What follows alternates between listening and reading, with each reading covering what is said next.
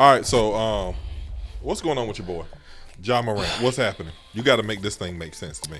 I mean, for real, like he first of all, he's a phenomenal player, phenomenal athlete. He's doing his thing in Memphis. I don't care nothing about that. And I think he is the example or the product of someone who was paid for their ability, but was never really like given skills to adulting. And I think that happens for a lot of like young athletes and stuff like that. I mean, clearly he was pacified before then because he had a skill set. You know what I mean? And I think, while he's being held accountable for what it is that is going on right now in his life, and, he's taking the steps to kind of go get some therapy and take some time away. But I think there's a failure to a certain degree for every person that didn't hold him accountable. His team, his network, who you surround yourself around with is important, because it wasn't like he had people around him telling him, I'm talking about his inner circle saying, hey, bro, chill out with that. They were supporting it. They were hanging out. You know what I mean? I don't agree with any of that. What do you mean? I don't agree with anything you just said. What are you talking about? I believe when someone shows you who they are, okay, believe them. And I believe over and over. Now, this is where I will celebrate. Talk to me. I agree with you in the part that you said that we got to put the people around him accountable to some degree. Yeah. But my problem is, how many times has he done something crazy and we pacified it by That's saying what I just said. By saying it's a crowd around. At this point, Ja Morant is the problem. And I think it was Skip Bayless that said it one time. I don't know if I agree with how he said it. Yeah. But he was saying maybe we're trying to pacify him that it's everybody around him, but really maybe Ja just is. I'm not saying he's a thug, but maybe Ja just got thug-like tendencies. So back up. He's a grown man, and he's his own. Like you said, I like what you said. He's the problem. Yeah. I'm not coming off of that. He's definitely the problem. What I'm saying is, alongside of him being the problem, I'm talking about everybody around him that didn't care enough to say, "Hey, bro, stop." Because they're not gonna say nothing. This is the thing, because bro, I've been a problem, and have you not came and said, "Rob, stop, chill"? I do it every week. So what I'm saying is, at the end of the day, yeah, he is the problem, but you got to have people around. It's you. a difference, though. I can correct you because I'm your friend. No, and we're a partner. They can't correct him because they're on his payroll. Because he pays them. Exactly. That's why I say it's a difference. So he is the problem, but somebody got to be, bruh, you are killing the bank, and I still correct your big butt. Like, I don't care how much money you make. You know what I'm saying? No. I'm broke. Don't say that out loud. I'm broke. Boy, you are balling. You know what I'm talking about? You got it. Your tithe is good. Oh, strong. Your tithe is strong. Strong tithe. So no, but that's what I mean by that. Yeah, he's the problem. He's held accountable. He needs to do everything that the league says, but more importantly, he needs to do it for himself, because I know what it's like to fall from grace. And everybody that was around you supporting the dumb stuff that you were doing, are the first ones to leave you hanging. So yeah, he's held accountable. He got to figure that out.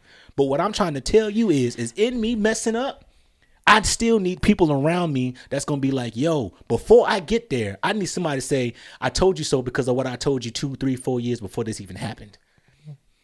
And I'm not telling you to predict my demise. I'm saying save me from myself. If I'm allowing the money and the ego and I'm letting the fame get to me, and now I feel like I have no rules. I feel like I'm above everything because of my platform. I've been there. Yeah. I've been in the situations where I literally thought I was above everything. But grace and law found me in a low place. I'm going to be honest with you. I've been there, and I hit rock bottom from that exact standpoint. Yes. I used to have something, I called it a Superman complex. Yes. Can't nobody touch me. Can't nobody happen to me. And he is struggling from that. And if he's not careful, and I hate to say it, I don't want to say that, he's going to do it again, but that rehab, no. Well, I mean, I thought when you sign yourself into rehab, it's immediately 30 days. He was in there 2 days. But again, my dad told me a long time ago, he said, Robert, you're going to get yourself into something your money can't buy you out of. And I think he's still in a situation where his money can buy him out of some things. Even when I hit, maybe not rock bottom, but I touched the dirt a little bit, I still had the money to buy me out of whatever it is that I was connected to. Boy, at least you hit I hit a ditch. But no.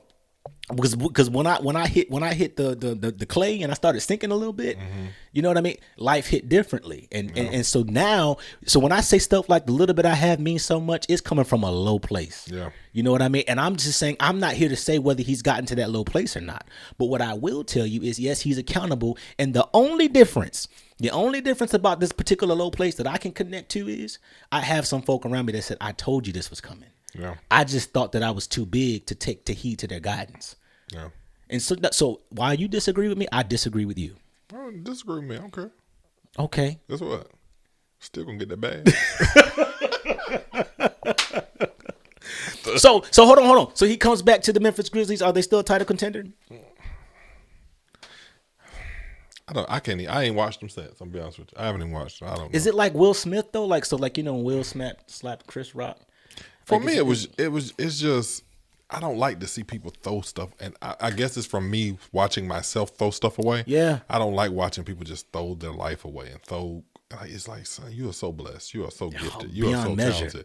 Like, what are you doing, man? Beyond like, measure. why are you even in there? Go play basketball. That's go practice. There was one guy I was watching. He said, "Hey, man, stop these basketball players. These athletes got to stop acting like the thugs. Mm-hmm. Most of them went to prep schools. They get money and they feel like they got to be thugs to justify the money. Man, they went to prep schools. They played at 4-star and 5-star colleges, Division I. They played in select AAU tournaments. So stop trying to justify the hustle." You don't have to justify the hustle. Play basketball. I have money and I have no desire to sit around acting tough. I will call the police in 3 seconds. Yeah, what? Yeah. No, I'm not arguing. I don't argue with people. Yeah. I'm not about to be aggressive. I'm not arguing. I ain't even about to fight nobody. Yeah. If somebody says, you just scared. No, it ain't because I'm scared to fight because I don't want to fight. You don't make enough money to fight me. Yeah. We are not on the same level. Yeah. I wish I could and quote so it. You're saying everything that I was trying to say in the beginning. Yeah. Who was in his ear saying that? No, probably nobody because he's paying them, so nobody. Who was in his ear saying that? How many times were we not saved from the trouble that we were in because somebody was too scared to stop us from ourselves? That's all I'm saying. That's it, man. You got to connect to somebody that's gonna keep you grounded. Rayshawn, keep telling me when I mess up, please. And you keep telling me. You know but you better fix your tone when you tell me. I'll tell you what, I'm punching your chest.